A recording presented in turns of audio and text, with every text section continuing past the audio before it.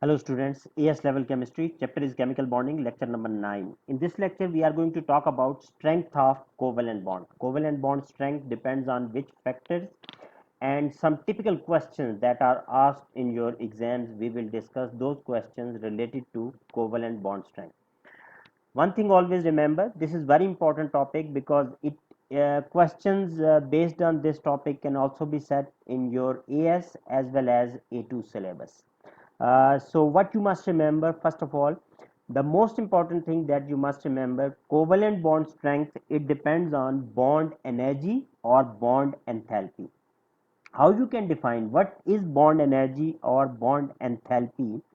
Bond energy or bond enthalpy is the energy needed to break 1 mole of a covalent bond. Energy needed to break 1 mole of a covalent bond is known as bond energy or bond enthalpy. Now, second thing you must remember, bond energy can be exothermic or endothermic. If we are breaking a bond, if a covalent bond is broken, bond energy would be endothermic, and if a covalent bond is formed, bond energy is exothermic, because during bond formation energy is released and during bond breaking energy is absorbed. So you must remember bond energy can be both endothermic as well as exothermic depending on which process we are carrying out. Also, you must remember whenever we talk about for bond breaking or bond formation, and we talk about for 1 mole of a covalent bond, 1 mole of a covalent bond can be single covalent bond, double covalent bond, or triple covalent bond. Look at the example. If I give you hydrogen gas, and if you break hydrogen by providing heat, what you can see, you will break 1 mole of single covalent bond. So this energy needed to break this bond, whether it is single or not, it is bond energy. Instead of this, if you look at the next example, if we break 1 mole of double covalent bond, even then it is bond energy. And also, in case of nitrogen, where we have triple covalent bond, we will call this energy bond energy. But this will be endothermic because in the forward direction, we are providing heat to break the bond. If we carry out all these three reactions in the reverse direction, what you can see bond formation will take place. Whether it is single covalent bond is formed, double covalent bond, or triple covalent bond, all these three reactions in the backward direction, they also represent bond energy, but the nature of bond energy in the backward direction would be exothermic. Okay, this is one thing on which covalent bond strength depends. Second thing that you must remember, covalent bond strength depends on bond length. So the second factor on which covalent bond strength depends, it is bond length. But you can also say bond energy, it is related with bond length. How? Longer bonds, they are weaker, so they can be broken down easily. So longer bonds have less bond energy, low bond energy, while shorter bonds are stronger. Shorter bonds are difficult to be broken down, they need more energy. So it means shorter bonds, shorter covalent bond, high bond energy. Longer covalent bond, low bond energy. So bond energy and bond length, they are interlinked. But how you can decide about the bond length of a covalent bond, whether the bond length is shorter or bond length is longer? So you must remember, we can decide about the bond length of a covalent bond depending on two factors. What are the two factors that you must remember? One factor on which bond length depends, it is number of shared pairs. Number of shared pairs. And the second factor, it is the radius or size of atoms. I'm not going to give you a long explanation for these facts, for these sub factors. Simply, you can remember one word description, one word explanation for these factors, and you can memorize how bond energy and bond length They can be related to number of shared pair and radius of atom. See, whenever radius of two atom is small radius and number of shared pairs are more, then the bond length would be shorter. And whenever a bond is shorter, it would need more energy to be broken down. So just single word explanation you can keep in your mind that small radius, more shared pair would result in shorter bond length and high bond energy. So obviously that covalent bond would be stronger. Look at the example that I have already shown in front of you. HH is having single covalent bond, one electron pair. OO is having double covalent bond, 2 electron pairs. NN is having triple covalent bond, 3 electron pairs. Now 1 electron pair represents 2 electrons. 1 electron pair represents 2 electrons. So it means in single bond there are 2 electrons. In double covalent bond there are 4 electrons. In triple covalent bond there are 6 electrons. So what happens? Whenever we have more electrons, more negative charge between nuclei of two atoms, there would be strong forces of attraction. What you must remember, whenever there are more shared pair, there are more electrons between two atoms, there is strong force of attraction between the nuclei. And whenever there is strong force of attraction between the nuclei could get close to each other.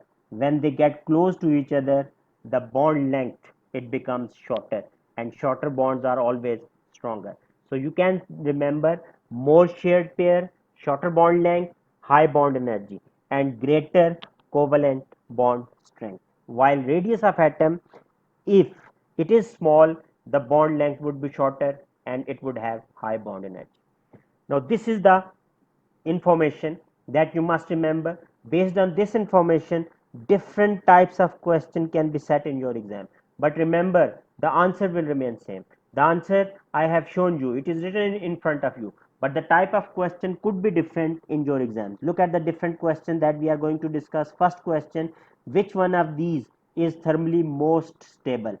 Thermal stability means ability of a substance to resist heat, to resist temperature.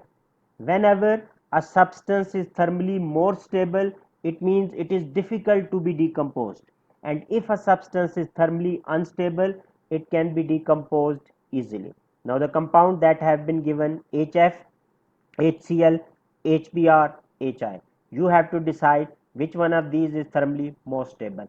Simply you will look at that what is the number of shared pairs in all these four compounds. You can see these are compounds of group 7, group 17 elements. Group 7 elements, they are also known as group 17 elements. All of these they are having single covalent bond. So there is one shared pair of electron in all these compounds. So we can ignore first factor, that is number of shared pair, since they are same, so we can ignore that. Then we will look for the second factor, that is radius, that in which molecule the radius of the atom is smallest. All these molecules they have hydrogen atom in common, so you can ignore hydrogen. You will consider group 17 elements only. Fluorine atomic number 9, chlorine 17, bromine 35, iodine 53. So which one of these four atoms is having smallest radius? Fluorine, because its atomic number is 9. It has just 9 electrons. It has just 2 shells. So that is by HF it would have shorter bond length and it would have maximum bond energy. So whenever a bond has maximum bond energy, it has greater covalent bond strength and it is thermally more stable. So what will be the answer? In which sequence you will write on the answer? You will write on HF, since it has maximum bond energy due to shorter bond length, as fluorine is smallest in radius. So this is how the answer that I told you, that I have told you, it is written in front of you. You will have to adjust that answer depending on the type of the question. Look at the next question, again from group 17 elements. You have to tell the trend of bond energy from chlorine to bromine to iodine. Right now I have told you the atomic number of these elements. Chlorine 17, bromine 35, and iodine it is 53. So what you can say, bond energy decreases. Bond energy decreases from chlorine to bromine to iodine. Why? Because bond length increases. Why bond length is increasing? Because radius of atom it is increasing. Again you can see we have ignored the first factor of number of shared pair, because chlorine, bromine and iodine they also have single covalent bond between their atoms. So this is how again you can see I have repeated exactly the same answer, although the question was different compared to question number 1.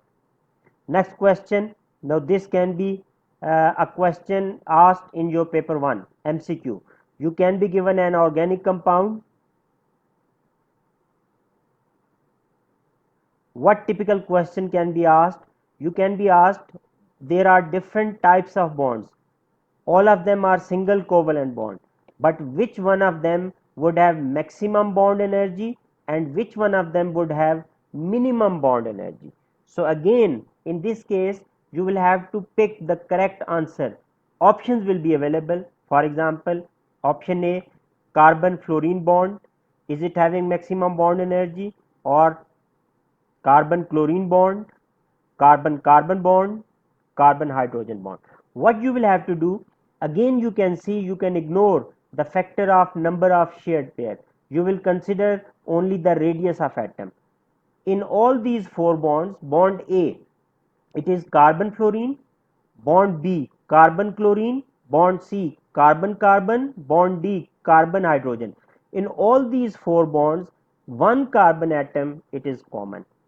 So what are the different atom in each bond? We are going to write down their atomic number. Fluorine 9, chlorine 17, carbon 6, hydrogen 1. So you can see which atom is smallest in radius, it is hydrogen. So which bond would have maximum bond energy due to shortest bond length, it is bond D.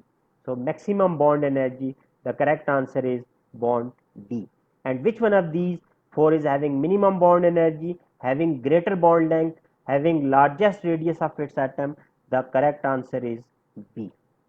So you must remember the important information that I told you in the beginning of this lecture.